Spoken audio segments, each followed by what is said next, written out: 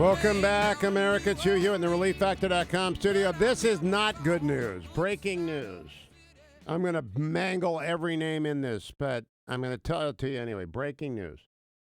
Russian media report the residents of Nyanovska near Severodvinsk Archangel region, North Russia, location of last week's nuclear engine incident, are to be evacuated tomorrow. Think Chernobyl. I'm joined now by former House of Representatives member John Delaney running for president. Congressman Delaney, I want to begin with that. It looks like the nuke blew up on him, and now we've got a mass evacuation. What do you make of this? Well, the problem is, Hugh, is you never get the straight story. So it's obviously a very big problem. And with the Russians, do we have the ability, do you think, to monitor what happened there and thereby tell the world what happened there? Yes, I mean, this will be the question. I have a high degree of confidence the United States can monitor a lot of things. I'm not sure how much we will come public with what our monitoring capabilities actually provide us, if you know what I mean. So that'll be a determination that the intelligence. Okay, I will keep people posted on that story like I'm doing on Hong Kong. What is your assessment of the Hong Kong situation, Congressman? Because it looks to me, if you shut down an international airport long enough, something's got to give. Yeah, it was funny. I was talking to someone yesterday who was planning a big conference in Hong Kong next year, and they were talking about whether they should be canceling it. I mean, it's a very unsettling situation. I think the United States should be supportive of the people of Hong Kong in terms of exercising their rights to peaceful protest. And they do have a unique judiciary system there, and they want to maintain a level of independence, and I think that's appropriate. And we have a very significant interest there. I mean, thousands of U.S. businesses have substantial operations there. If President Xi orders a crackdown, what ought the United States to respond? And by crackdown, I don't mean Tiananmen, but I mean certainly the kind of riot police things we've been seeing times 10. Yeah, I think it's hard to respond to hypotheticals because, obviously it is an important. What our response would be very important in terms of how it would be interpreted by the Chinese. Again, I just think we should be supportive of the people of Hong Kong exercising their rights for peaceful demonstration and maintaining the level of independence that they were assured they would have, even when China took over sovereignty of the area.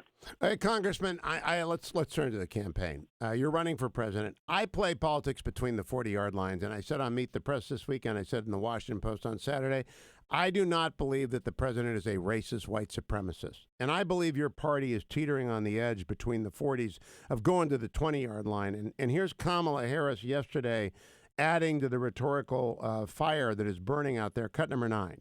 And, he's been fueling the flames of hate.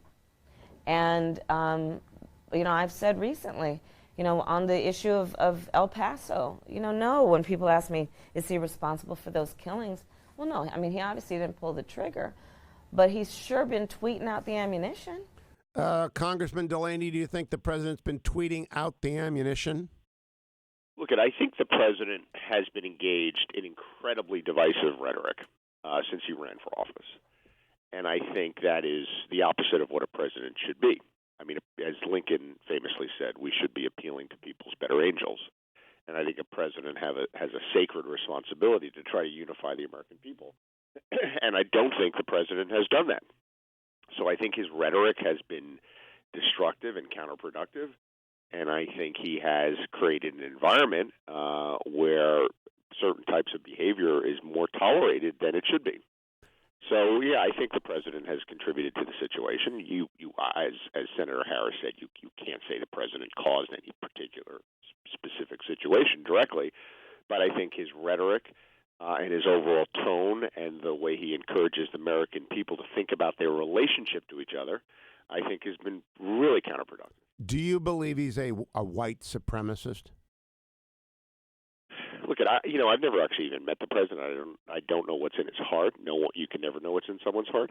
I think he has tweeted out things that are racist. That's avoiding the question. 5 of your colleagues have said he's a white supremacist. Well, I have not called him a white supremacist. I think he's created an environment where that has been tolerated and encouraged.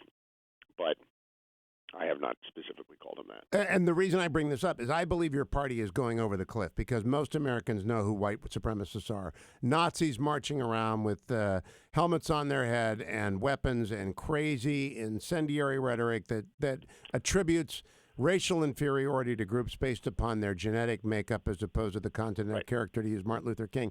The president is divisive. He's a brawler. He's a New Yorker. Oh, I know all that stuff, but I've talked to him 25 times. I do not get a hint of white supremacy from him, not a hint. And I don't believe it's legit, and I think your party's hurting itself. Well, as I said, I haven't specifically called him that. But this is the thing, Hugh, that I think we all have to focus on. A president should be held to a very high standard. A president should be held to an extraordinarily high standard in terms of how they conduct themselves. They set the tone at the top. People look up to the President of the United States. They model the President of the United States. And so I think we should hold this president to a very, very high standard, like we should hold every president to a very high standard in terms of how they conduct themselves.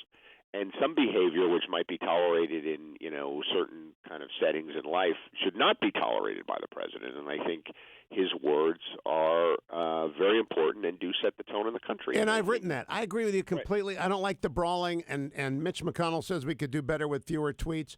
But taking it to it's not even brawling, because I think the president is a bit of a fake bully in my own perspective. I just think it's the highly divisive rhetoric where a president should not ever say anything that leads the American people to believe that their enemy is their fellow American. Well, by the same extension, if I can just press you, the 5 Democrats, including Joe Biden, who said the president is a white supremacist, is saying to all of his supporters who are concerned with border security that they are white supremacists. That's the problem for your party, is they're defining everybody out. That's not even an argument. It's just a simple exclusion and a defamation. Well, the problem is when you use terms too loosely, then they have no meaning any longer. Right. And I think that I think has generally become a problem with politics in general, right? Which is people are very quick on both sides of the aisle to make allegations about the other side that end up cheapening the term in some ways, right? And I think we do have to be careful about that. I asked Secretary Clinton on this show 2 years ago when her book came out, how many actual, honest-to-God white nationalists do we have, white supremacists? She agreed with me. It's less than 500,000. There aren't 100,000 of them in any state. And we don't want to encourage their growth. We want to condemn them. I played a montage yesterday of the president condemning white supremacy on 8 different occasions. I just think everyone's got to dial it back, Congressman. Let me go. Listen, I totally agree with this notion of dialing it back. I mean, it is really in many ways becoming the central question facing the country. I kind of think and you're more of a scholar on these things than I am. I think all these elections are about a central question. And I think increasingly the central question of the 2020 election is, on the Democratic side, is who can we put forth, who can actually speak to the American people in a way that can begin to unify us. Because I think that's what most Americans are craving, which doesn't mean we agree with each other on everything. We don't want to live in a country where we agree with each other on everything. But there should be a level of respect and civility in our public discourse. And the lack of it is not only destructive generally, but it also prevents us from doing things. I agree with that. Yeah, yesterday, Chris Cuomo was confronted by a provocateur, and he kind of exploded and lost his cool. But I'm with Chris. I think public courtesies have declined to the point of non-existence. It's not the way we normally talk about politics. We leave it to the nutters in their basement with the flags on the wall. That's generally been a subculture on both fringes, whether it's the Unabomber or Dylan Roof, that we don't hold up and do not attribute to the mainstream of the other party. And this is the modeling for our children is really important here. There's all this horrible bullying going on social media. There's this cruelness in social media that is just completely unchecked because of our inability to really do anything with these technology platforms. And public officials, people have the privilege of serving, really have an obligation to try to lift the American people up, because it will be really interesting to see the effect that this has on the young generation right now who are being, growing up in an environment where it is so corrosive. Interesting concern. Let me turn to the debates. You're not on the stage. Does that kill your campaign? No, it doesn't. This is the way I think about this next phase, Hugh. We were on the first 2 debates. I don't think I'll make the third. I think I have a good chance of making the fourth, by the way. Oh. Because you get another month, and it's the same standards. right? They're not moving up the standards for the fourth debate. They're the same, and you just get another month to get your small donors and all those things. So we're very focused on that. But this is what's going to happen, I think, in the third debate. There's going to be effectively Joe Biden on stage with people who are running very far to the left. And then there's going to be a whole bunch of what I consider to be very solid, moderate candidates who won't make the stage. And I think a lot of the American people are saying, well, this actually doesn't make a lot of sense. So I tend to think there's going to be a bit of a parallel primary going on. Well, I do, too. Talk to a lot of Democrats. They're very worried if we go too far left. And many of them are also worried that the vice president isn't the best person to be our nominee. But what's interesting is those are the people who are going to be on the first stage. Now, Congressman, it's a blunt question, but it's raised by BuzzFeed News today, Henry Gomez. Is Joe Biden too old? It was also on the front page of the Washington Post on Sunday when I was on Meet the Press. He's just too old. That's what his supporters in Iowa say. What do you think? I don't like to engage in what I call age discrimination. So I don't want to really go there as it relates to his age. The real question is someone who's been in politics for 40 years, is he the right new face for the Democratic Party? And your answer to that is no, I think right? He doesn't. I think what's important, what I think we are put forward is someone who's more moderate but has new ideas. And my last question. question. A lot of new ideas coming out of the vice president's campaign. Because I do think we need new ideas. We have unique challenges. I mean, one of the things at the beginning of our conversation we talked about, what's going on in our country. I mean, there's been so much change, so much profound change driven by globalization and technology. We actually need some new ideas about how we think about economic security for people going forward. And last question. You also said a lot of people are concluding our party's gone too far left. I've been following politics since 1976. It is way left, Congressman. And I think someone's got to stand up and say that. You've tried to a couple of times. I said it on the debate stage. I said, listen, we could nominate someone like McGovern, Mondale, and Dukakis. I mean, Mondale and McGovern lost 49 states.